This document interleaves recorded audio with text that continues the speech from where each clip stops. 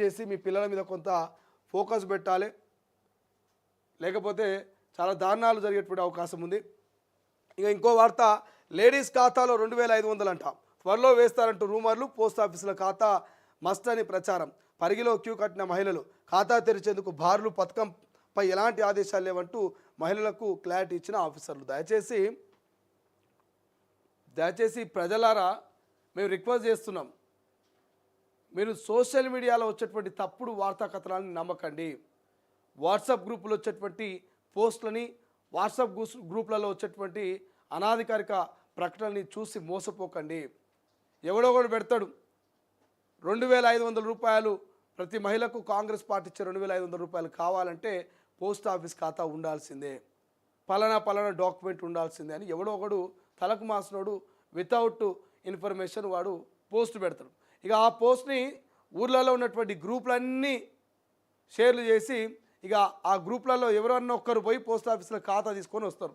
వచ్చి ఆమె చెప్తుంది, ఏమక్క ఏడికిపోతే వేణి నాకు కనిపించలేవంటే 2500 కాంగ్రెస్ వాళ్ళు వేస్తామన్నారట కదక్క, పోస్ట్ ఆఫీస్లో ఖాతా కావాలంట, ఖాతా తీసుకొచ్చుకొచ్చుకున్నా నీకు తెలియదా ఈ ముచ్చట, నువ్వు ఇంకా ఖాతా తీసుకోలేవని ఆమె మెల్ల ఇంకో ఆమెకు అంటిస్తుంది.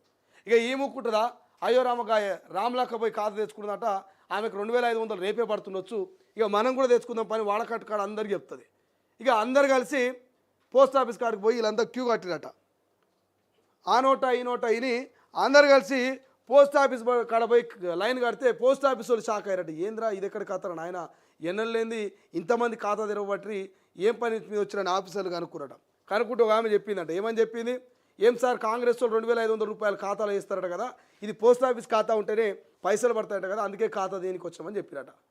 సో ఆఫీసర్లు వాళ్ళకి అప్పుడు నిజం చెప్పిరట, అమ్మ తల్లి మీరు ఎక్కడ చూసిరో మీకు ఎక్కడి నుంచి ఇన్ఫర్మేషన్ వచ్చిందో కానీ పోస్ట్ ఆఫీసులో ఖాతా ఉంటేనే 2500 వేస్తారు, పోస్ట్ ఆఫీసులో ఖాతా తీసుకోండి అని చెప్పేసి ప్రభుత్వం ఎక్కడ అఫీషియల్గా అనౌన్స్మెంట్ చేయలేదు, ఎక్కడ 2500 మీద మరి ప్రభుత్వం నుంచి గైడ్లైన్స్ రాలేవు, ఇదంతా కూడా తప్పుడు వార్త, ఫేక్ న్యూస్ అని ఆఫీసర్లు అధికారులు చెప్పినాక మహిళలు అప్పుడు అమ్మో అని చెప్పేసి కంగు తినారట.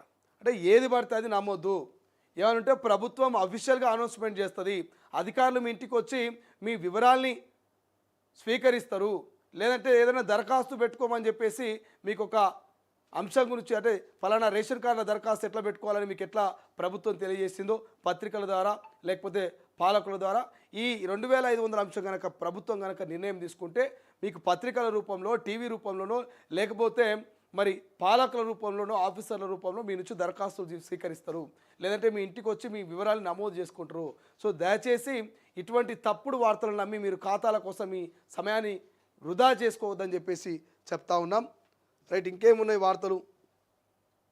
ఇక ఓవైసీ మల్లారెడ్డి కాలేజీలు కూల్చుడే, చెరువులో నిర్మాణాలపై సర్కార్ సీరియస్, భూములను తిరిగి తీసుకోండి, సమస్యలుంటే కోర్టుల్లో కొట్ట